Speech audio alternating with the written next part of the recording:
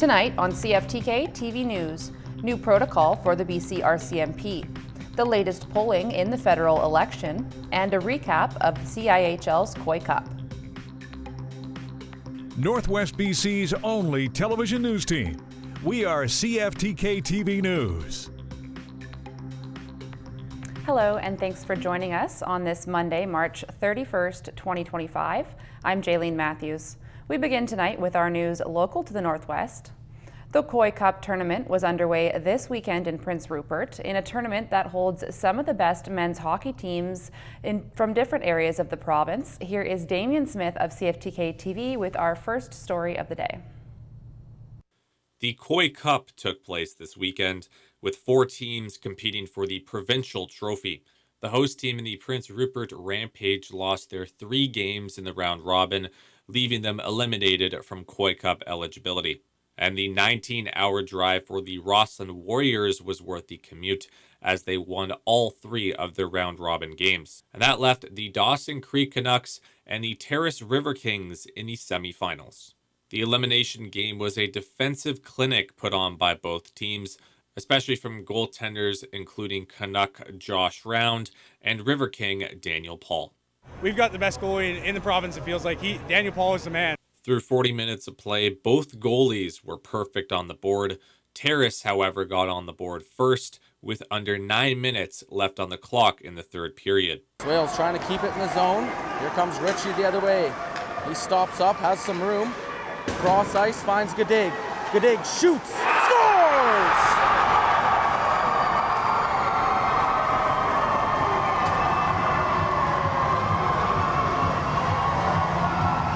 The Canucks, though, did not want to go down without a fight. Cut around his man up the right side. Just Gadig to beat. Now Morton. Josh Round's pulled. Here's Norman. Scores! What a play by the Canucks! Brett Norman sends that to the front of the net, and that's tipped in.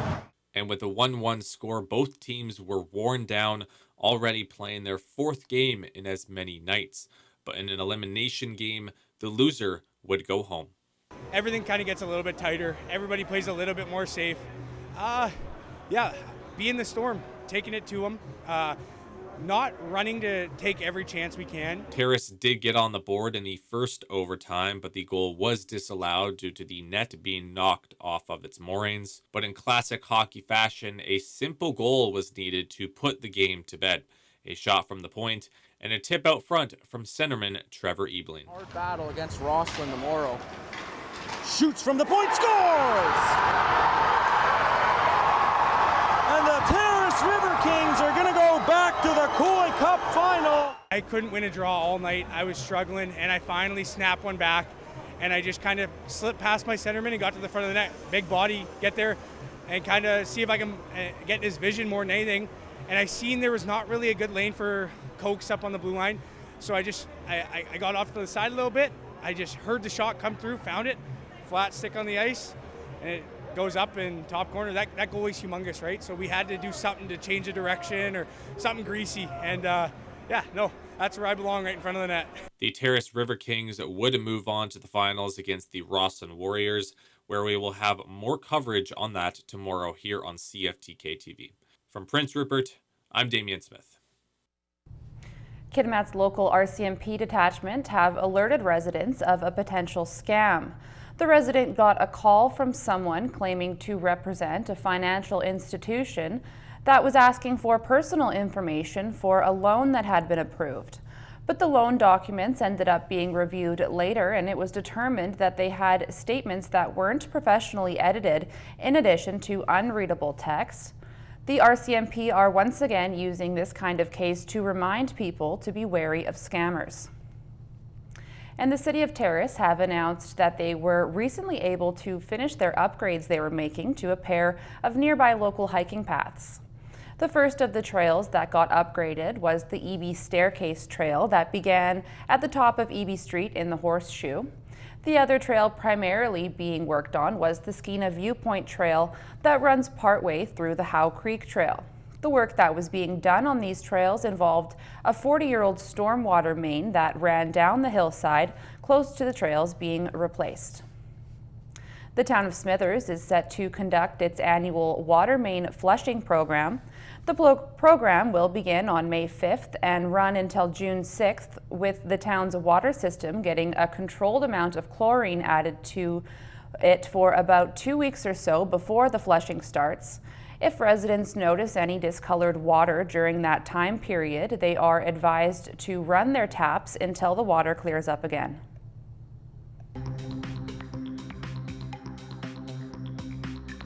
Coming up next, a positive outcome from the Buy Local movement. Welcome back. The British Columbia branch of the RCMP is joining up with 7 other divisions of the police force by adopting a protocol that was first introduced in Nova Scotia. The Eagle Feather Protocol is a nod to the RCMP's commitment to making the justice system more inclusive and relevant for Indigenous people. That means that in BC, anyone involved in a court case will be able to swear legal oaths on an eagle feather if they wish to, with the feather being used in the same way a Bible would be in the situation. 3 months ago, Pierre Poilievre seemed primed to lead his party to a massive election win. Then came Donald Trump, Mark Carney, and a barrage of tariff threats. Now, a week into the campaign, Conservatives find themselves on the back foot, bracing for what could be another bad week in the polls. As days tick off an already short campaign, CTV's Colton Prail breaks down the numbers. A week into the race and Liberal polling numbers are taking off. According to new polling data from Nanos Research, Mark Carney's team is up 8 points in just the last week, not only taking votes back from the Conservatives, but pulling from the Bloc, Greens, and the NDP. Right now, Mark Carney is a political freight train, and he's bearing down on Pierre Poilievre and Jagmeet Singh. It's setting the stage for a 2-horse race between Mark Carney and Pierre Poilievre. 2 leaders pitching very different elections, one about Donald Trump's tariffs, the other about affordability. Top Conservative strategists say that's a problem. Being in sync with the electorate on those issues drove them to sort of untold heights. And then being out of sync with voters with respect to Trump has basically pulled the house of cards, caused it to fall apart on them. The Trump issue isn't going away. Wednesday, the U.S. president is expected to announce sweeping reciprocal tariffs on countries around the world, including Canada.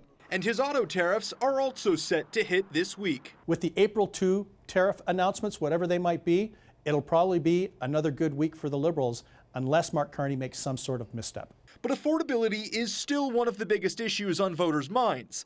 Liberal strategists say if that takes center stage, the race could see another significant upheaval. We don't know where this goes, and there is a level of unpredictability, and people start to feel the pain. Perhaps those who are in office now, which is to say Mr. Carney, might become the subject and object of some of that. But for the moment, it's Carney who Canadians would rather see serve as their prime minister, with a 15-point lead over Pierre Poilievre. All of this paints a challenging picture for the NDP, Blocs, and the Green, who find themselves struggling to capture voters' attention or remain relevant in Canada's response to Donald Trump. Now we take a look at one of the trickle-down effects of the trade war, this one having positive effects for one Canadian business. Here's CTV's Camille Carmali.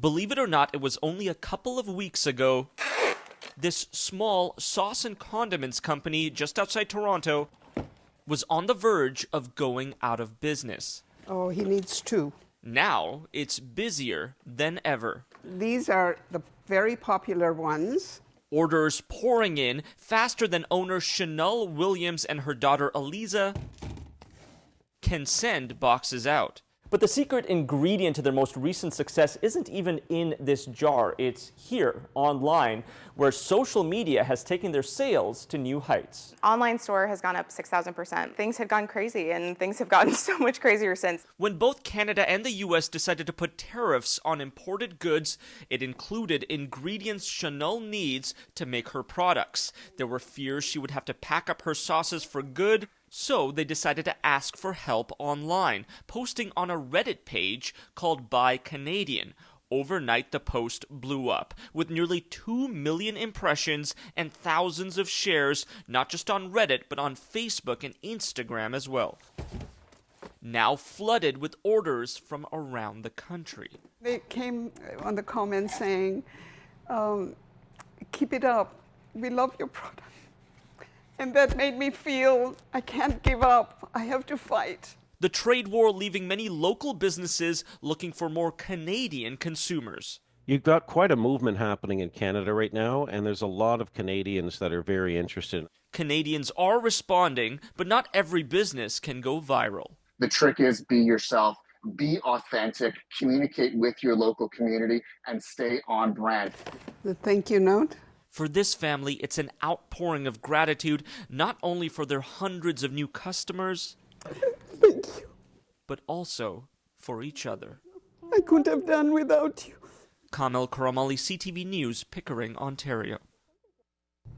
A major ice storm knocked out power for hundreds of thousands of people in Ontario and pushed some cities to declare a state of emergency, as cleanup is expected to take weeks.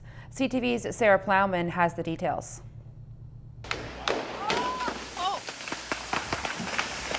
Everywhere you look, branches buckle under the weight of a storm that coated large pockets of Ontario in ice before heading east. As you can hear the cracking in behind, we've got power lines down. Waking up to this was overwhelming. It's just really hard to look at right now. The buildup of ice was no match for trees or hydro poles. Now hundreds of thousands of homes in Ontario have no power. So we anticipate, given the scale and impact of this storm, that it will take several days to get every last customer restored. Several cities have declared a state of emergency, including Peterborough. Its mayor estimates the cleanup will take between 2 to 3 weeks. There is an extensive amount of damage, particularly with trees. Hydro lines are down. And right now we probably have about 40,000 individuals that don't have any power. In and around Barrie, there was no sign of spring either, more like a winter wasteland. We're kind of struggling to keep ourselves going. We got generators going, power lines are down, so we got no power, but yeah, it's pretty hard. Hopefully it's the last time I do it this year. In Ottawa, Saturday meant shoveling, Sunday, salting. It's Canada, it's spring, you kind of expect it, and you still got to keep moving. Turning to your northwest weather, the moon's current phase for today and tonight is a waxing gibbous phase with 7% illumination. The sun rose at 7:09 a.m. this morning and will set at 8:08 p.m. tonight. Tonight on the north coast, conditions are looking clear with a low of +2 and increasing cloudiness. Over the next few days on the north coast, expect the sunny weather to stick around, with temperatures getting as high as 13 degrees, overnight lows sitting above freezing. Tonight in the Terrace-Kitimat area, it'll be partly cloudy with a 30% chance of showers. Winds coming from the south at 30 kilometers an hour, gusting to 50 and becoming light before morning, low of +3. Over the next few days in the Terrace-Kitimat area, we can expect sunshine here as well, with temperatures getting up to double digits as we get further into the week. Overnight lows sitting near or just below freezing. Tonight in the Bulkley Valley and Lakes District, expect it to be partly cloudy with a 30% chance of showers early this evening. Winds coming from the southwest at 20 kilometers an hour, gusting up to 40. Low of -5, wind chill -12 overnight.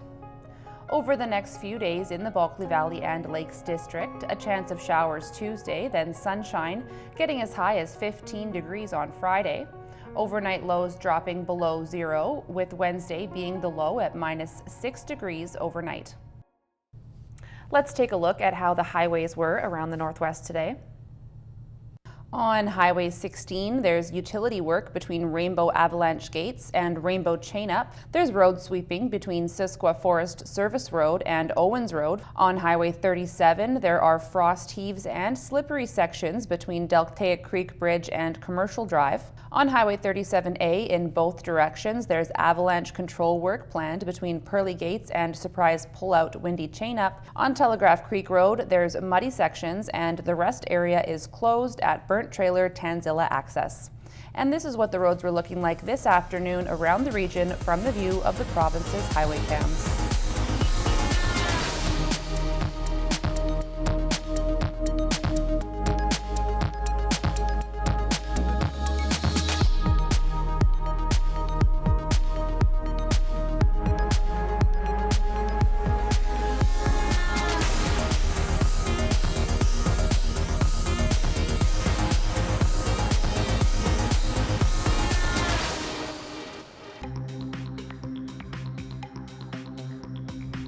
Still to come, a plane falls out of the sky in Iowa.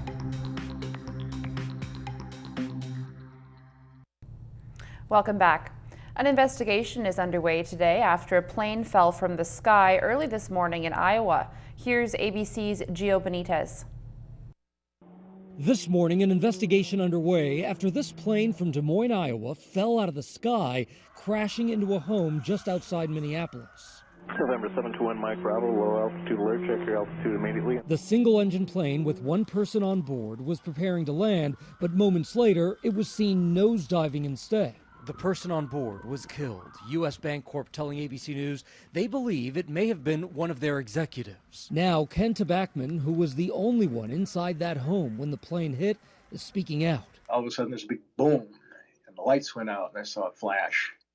Sparks or something, and a little bit of smoke. I thought, what the hell? He managed to make it out the front door, saying somehow only his hair was singed. His wife, Mary, was out walking the dog when the plane crashed. If she hadn't been, I probably could not have rescued her or the dog. It happened that quickly. So it's really fortunate that she was out when the plane hit. Sean Riddler lives 4 houses away and raced over to help. I say I made it to the house in about 30 seconds from impact.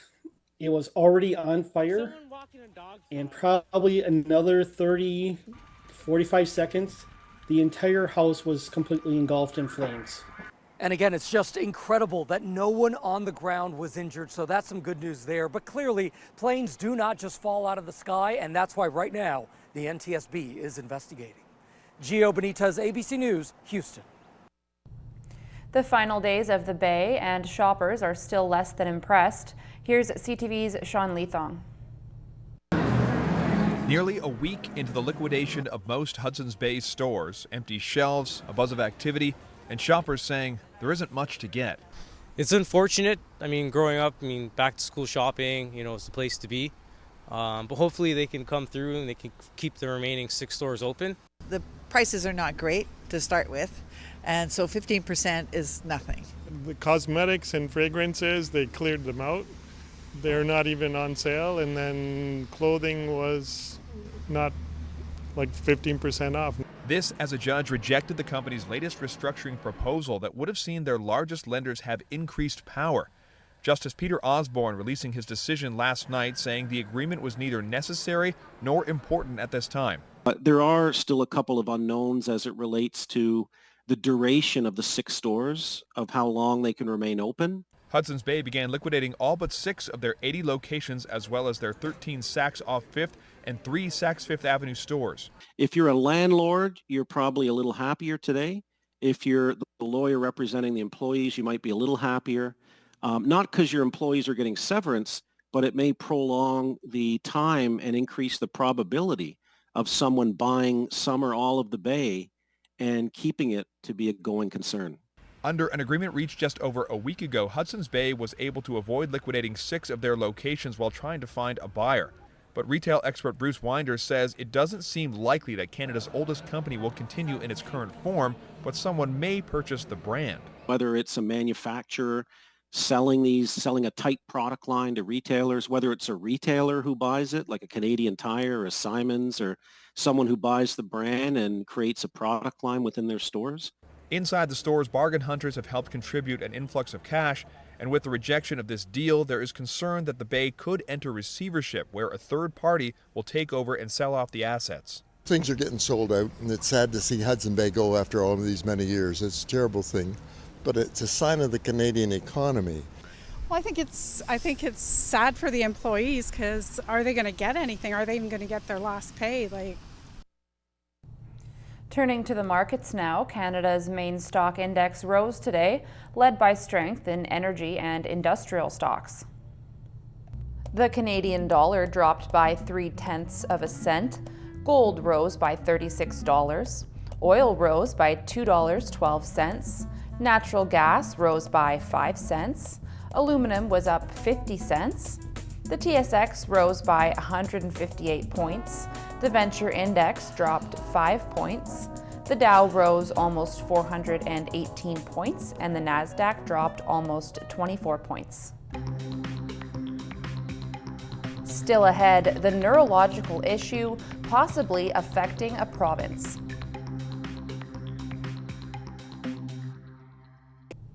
BC's top doctor says there is a very concerning resurgence of measles happening globally, and while the province has seen just 5 travel-related cases, it would be very challenging if the virus began circulating in areas with low levels of protection. Routine vaccinations against measles began in Canada in 1970, and Bonnie Henry says everyone born after that date should check their immunization records to ensure they are fully protected with 2 doses.